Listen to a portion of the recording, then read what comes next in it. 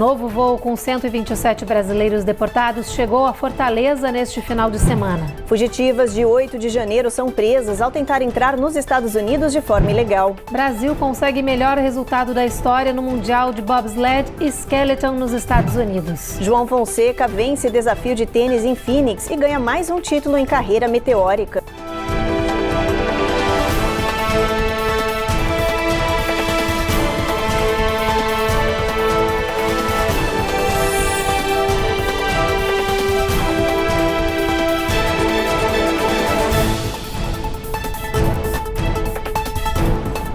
Olá, boa noite. Boa noite. No final de semana aconteceu mais um voo de deportação de brasileiros, o quarto dessa gestão Trump. Foram 127 brasileiros deportados dessa vez, segundo o Ministério dos Direitos Humanos. Tenso.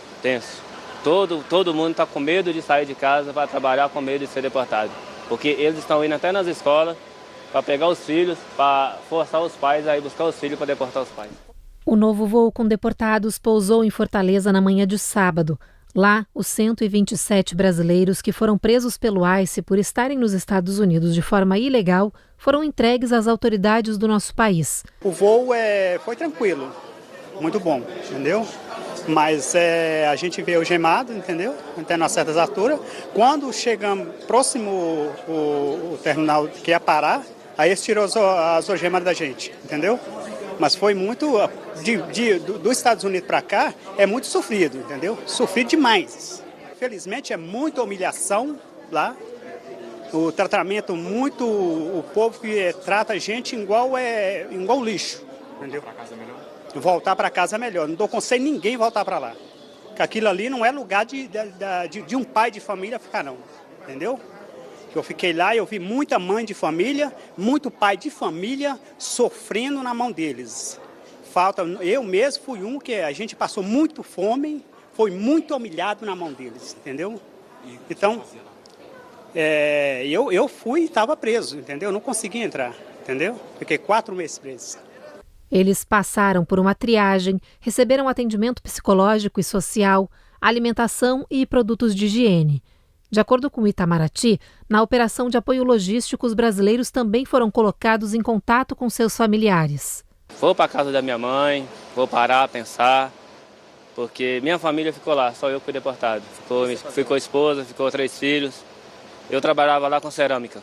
Depois do acolhimento, 75 dos repatriados optaram por seguir viagem até Minas Gerais em um voo da Força Aérea Brasileira. Lá no estado do Ceará é fornecida uma equipe que vai trazer esse acolhimento, em parceria com o Ministério do Desenvolvimento Social, a Polícia Federal, as estruturas do governo federal e com o apoio do governo do estado do Ceará, promove esse acolhimento de forma humanizada, faz essa triagem, levanta quais são as principais demandas que eles trazem para esse processo de repatriação aqui no Brasil e chegando em Minas Gerais, a equipe também é estruturada para fazer esse acolhimento e garantir que eles voltem com segurança para os seus domicílios. Dados do governo federal revelaram que do total de brasileiros expulsos dos Estados Unidos neste voo, 10 são crianças e 2 eram criminosos procurados pela justiça que estavam vivendo no território norte-americano como uma tentativa de escapar de suas condenações. A Polícia Federal no estado do Ceará, em Fortaleza, fez o cumprimento de 2 mandados de prisão que estavam em aberto, um de uma pessoa de Mato Grosso, Rondonópolis, e outro de uma pessoa de Contagem, aqui de Minas Gerais. Tá? Um homicida, o de Mato Grosso era um homicida, e o daqui, na realidade, era uma recaptura. Ele havia fugido do presídio aqui em Minas Gerais e foi recapturado. Então, existiam esses mandados de prisão em aberto, prisão preventiva. Foram devidamente cumpridas pela Polícia Federal assim que pisaram em solo brasileiro. Esse foi o 4º voo com brasileiros deportados desde que Donald Trump entrou no poder. A expulsão em massa de imigrantes em situação ilegal, sem documentação formal para morar no país, foi uma das promessas de campanha do republicano na corrida pela Casa Branca.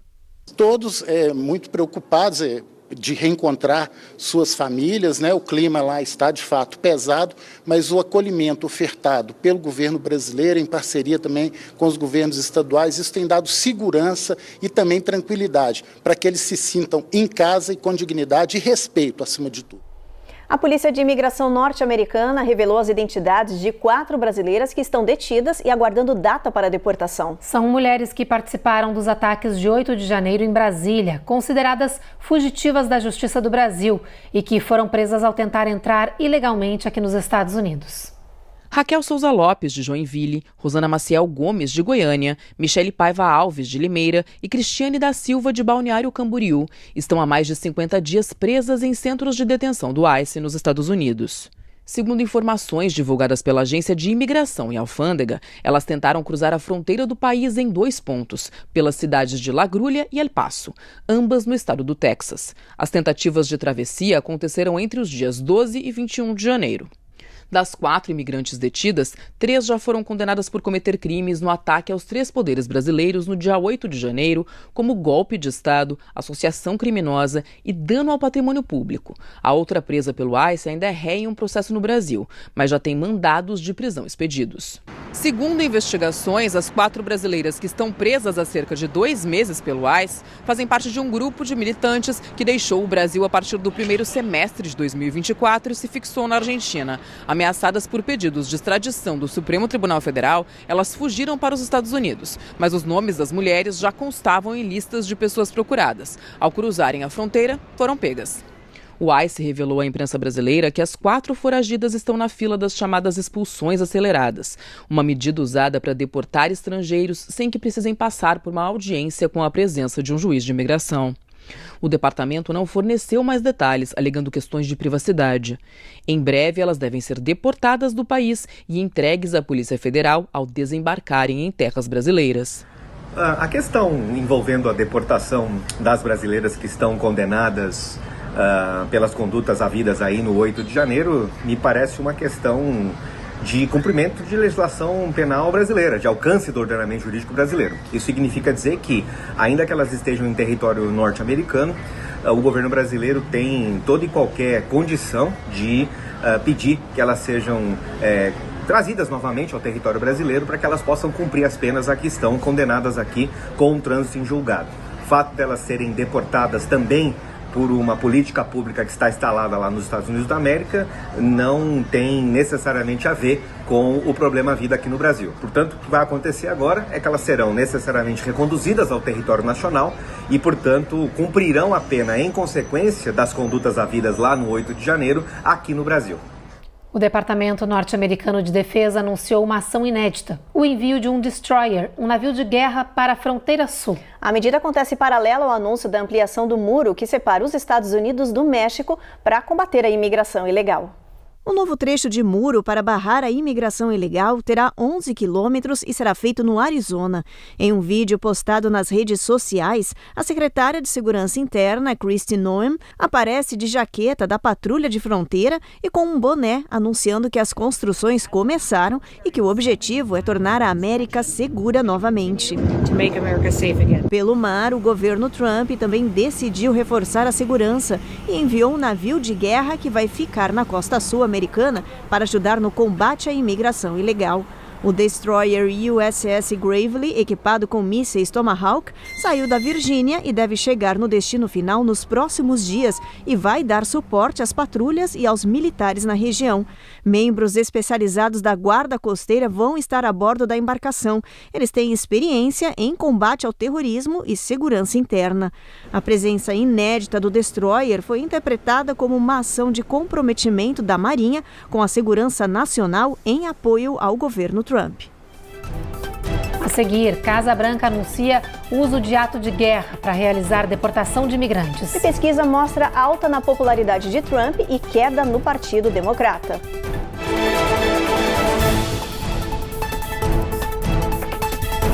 Américas no Ar. Oferecimento Uninter, a melhor faculdade para brasileiros nos Estados Unidos. Acesse uninteraméricas.com e inscreva-se já. Sendwave. Envie dinheiro para o Brasil sem taxas de envio. Aproveite $15 com o código promocional RECOR15 no seu primeiro envio. Ei, deixa eu aproveitar aqui o intervalo rapidinho. Inscreve no canal, aproveita, deixa isso. E dá aquele like, por favor.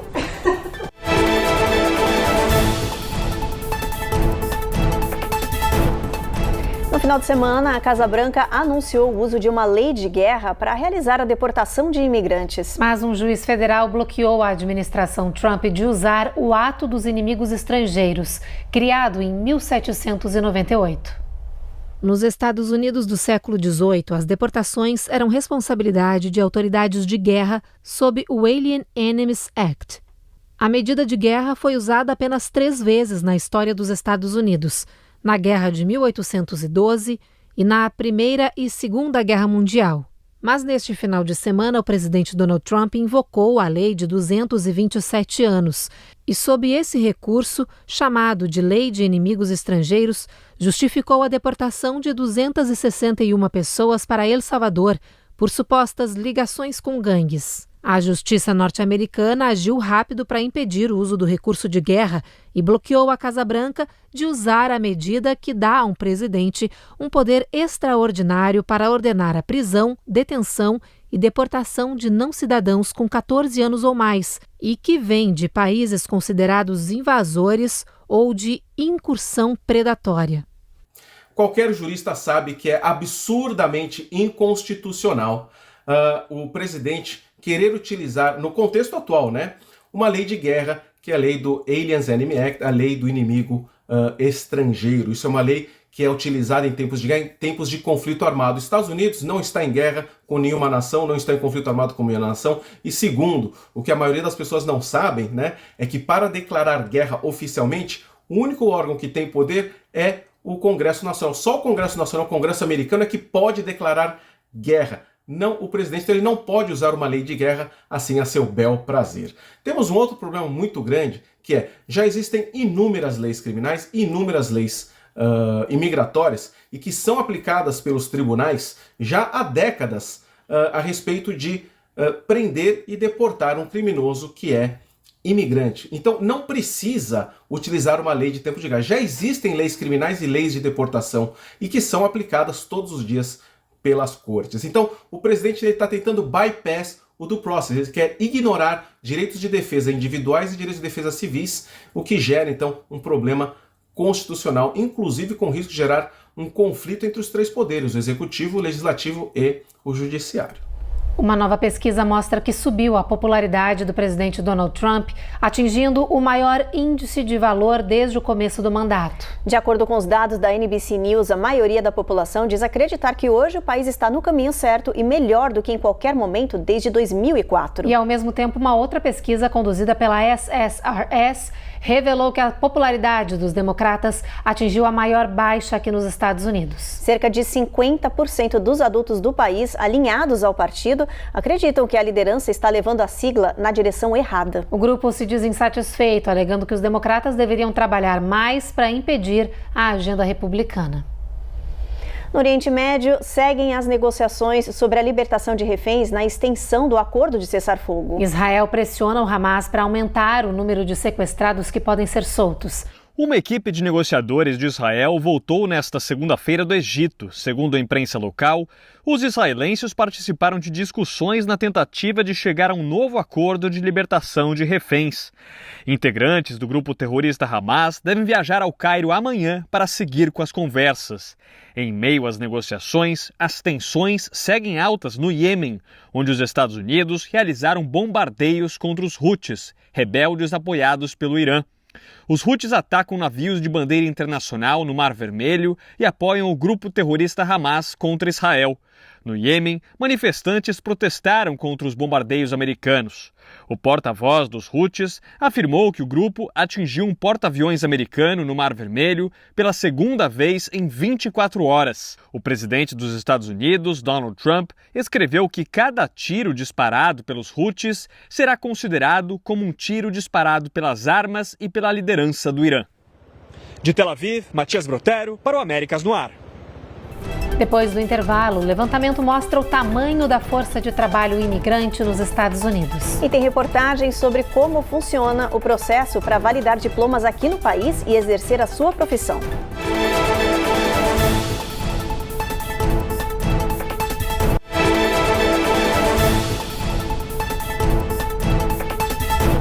A Polícia Federal anunciou a apreensão de 15 quilos de drogas com passageiros de voos internacionais. As ações resultaram em prisões por tráfico de drogas, descaminho e também importunação sexual contra uma integrante de uma tripulação de bordo. Entre as 5 pessoas presas está um brasileiro que saiu de Atlanta, aqui nos Estados Unidos. Os outros tinham como destino voos para a Europa. Entre as drogas apreendidas estão cocaína e metanfetamina, além de medicamentos em formato de caneta para perda de peso. A maioria estava oculta sob as roupas em espécies de coletes presos ao corpo. Foram mais de 15 quilos de drogas apreendidas. O levantamento apontou quantos indocumentados contribuem na prática em impostos e previdência social aqui nos Estados Unidos. E também mostrou quantos imigrantes consomem de benefícios do governo norte-americano. O resultado surpreendeu muita gente. Os números levantados pelo Instituto Americano de Política Econômica apontam que os indocumentados representam 4,7% da força de trabalho dos Estados Unidos. De acordo com os últimos dados registrados, os indocumentados pagaram quase 97 milhões de dólares ao governo apenas em 2022. Foram cerca de 59 milhões de dólares em taxas, incluindo impostos, Receita Federal, Seguro Social e Medicare, e 37 milhões de dólares em impostos locais e estaduais. Isso significa que os imigrantes sem status legal contribuíram com 26,1% dos seus salários para o governo, bem próximo dos 26,4% dos cidadãos do país de renda média, que também pagam impostos. Os indocumentados não têm direito a um número de previdência social, mas eles podem solicitar ao IRS um número de identificação fiscal, conhecido como ITN, para poder declarar seus impostos e pagar suas taxas de forma legalizada. Vale lembrar que os indocumentados, mesmo declarando imposto de renda, não podem reivindicar o crédito tributário, conhecido pela sigla EITC, e que nesta temporada de declaração e restituição fornece até $7.830 para algumas pessoas. A lei exige que somente contribuintes com um número de previdência social possam reivindicá-lo. Os indocumentados também não podem pedir crédito tributário infantil de $2.000 para os filhos dependentes se não tiverem o Social Security válido. O Instituto de Política Econômica indica que os imigrantes indocumentados são importantes para a economia do país e projeta que em 2040 eles serão o único propulsor de crescimento populacional com mão de obra ativa e uma importante fonte de pagamento para a Previdência Social. Esse estudo comprova o que imigrantes e advogados de imigração já têm certeza há bastante tempo. Imigrantes contribuem muito mais para a economia norte-americana, principalmente para estados onde há um sentimento anti-imigrante. Os números não negam que estados como Texas e Flórida se beneficiam imensamente das contribuições tributárias de imigrantes, inclusive indocumentados.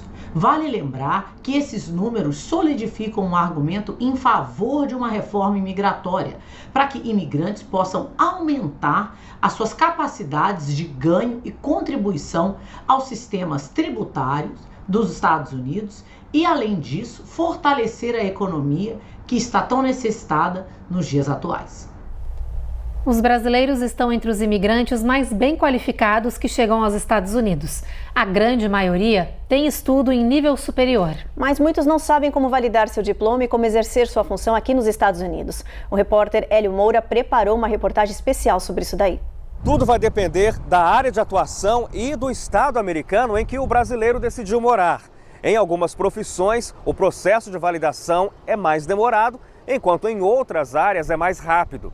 Mas o primeiro passo, antes de qualquer outra coisa, é se certificar de que você possui um visto que permita trabalhar em território americano. A licença profissional, ela não te dá a permissão para trabalhar nos Estados Unidos. São etapas distintas.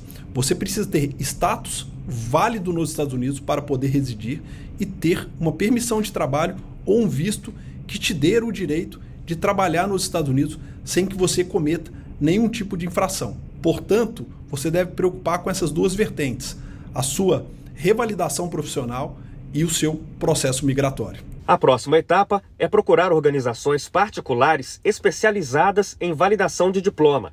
Elas vão comparar a formação do imigrante com os requisitos acadêmicos e profissionais exigidos nos Estados Unidos e fornecer um relatório das suas qualificações para os padrões nos Estados Unidos. Você vai precisar fazer tradução juramentada para inglês de todos os documentos pessoais e histórico-acadêmico, submeter suas credenciais para avaliação, terá que fazer exames e certificações, realizar cursos e treinamentos adicionais e até um estágio profissional.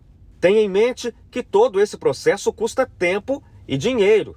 Então, o imigrante precisa estar preparado financeiramente para isso e ter paciência, já que a validação do diploma pode levar mais de 1 ano.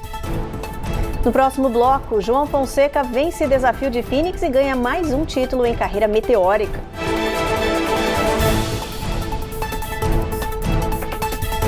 Américas no Ar. Oferecimento Uninter, a melhor faculdade para brasileiros nos Estados Unidos. Acesse uninteraméricas.com e inscreva-se já. Sendwave. Envie dinheiro para o Brasil sem taxas de envio. Aproveite $15 com o código promocional RECOR15 no seu primeiro envio.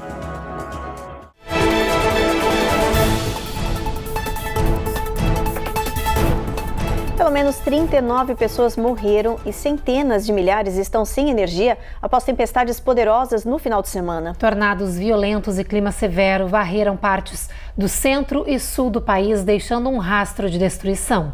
Em 7 estados norte-americanos, diversas comunidades foram arrasadas no final de semana por tornados potentes que atravessaram o centro-oeste e sul do país. A tempestade provocou dezenas de mortes, quase 40 até agora, e as autoridades alertam que os números devem subir conforme as buscas são feitas nos destroços. They found her 3/4 of a mile away with parts of the mobile home. No Missouri, um dos estados mais afetados, cidades inteiras desapareceram no condado de Ozark. The whole town's been basically impacted. There's a lot of people today that are looking for a place to land after something like this. No Arkansas, equipes de pesquisa encontraram danos consistentes com tornados de força 4, em uma escala que vai até 5. Os moradores lembram dos momentos aterrorizantes. I had my daughter in the house with me and I had to put her in the closet and just make sure everybody in the house was safe. That was my main goal. No Alabama, a destruição também foi massiva. Até um ônibus foi arremessado pelos ventos e jogado contra um prédio. You hear about these storms and then you don't really put the feelings behind it until it hits home. Hora da previsão do tempo, vamos checar as temperaturas previstas para amanhã. Em Boston, mínima de 32, situação parecida em Nova York, tempo encoberto nessa faixa até Washington. Encoberto é a previsão em Charlotte, Atlanta e Norfolk. Na Flórida, a previsão é de sol entre nuvens em absolutamente todo o estado, com máxima batendo 80 na região de Miami. Em Houston, no Texas, mínima de 58 e máxima de 77 na previsão. San Antônio tem tempo encoberto também, com máxima de 80, mínima de 60 graus. El Paso, sol entre nuvens, máxima de 68 graus nessa região aí. Em Albuquerque, a gente tem nuvem aí o dia inteiro, tem máxima de 62, mínima de 31. Phoenix, o sol também não dá as caras por lá, com máxima de 72. Los Angeles, tempo encoberto. Las Vegas, nuvem o dia inteiro com mínima de 43. E São Francisco, a gente tem sol brilhando aí o dia inteiro com mínima de 42, máxima de 59 graus. O Brasil conseguiu o melhor resultado da história no Mundial de Bobsled Skeleton aqui nos Estados Unidos. No bobsled, o time ficou em 13º e no Skeleton, a brasileira ficou no 4º lugar. O trenó com os 4 atletas brasileiros atingiu o tempo total acumulado de 3 descidas de 2 minutos e 47 segundos. Apesar de chegar em 13º, a posição foi comemorada pela equipe, já que nunca foi disputada, nunca chegou tão longe. A medalha de ouro ficou com o time da Alemanha, que venceu pela 7ª vez consecutiva. A prata também ficou com o time alemão, o bronze com o time britânico. O Brasil prometeu melhorar a posição na próxima disputa. E o tenista brasileiro de 18 anos venceu mais um jogo, desta vez no Challenger disputado em Phoenix, nos Estados Unidos. João Fonseca superou o jogador do Cazaquistão por 2 sets a 0 e acumulou mais um título nessa carreira meteórica. Foi um jogo tenso e acirrado. Os dois atletas disputaram ponto a ponto com muita técnica e talento, mas Fonseca conseguiu chegar ao match point 3 vezes, até que o jogador do Cazaquistão, Alexander Bublik, fez o jogo se arrastar por mais um game e levou o set para o tie-break. O desempate foi dominado pelo brasileiro. No total, ele venceu 2-0.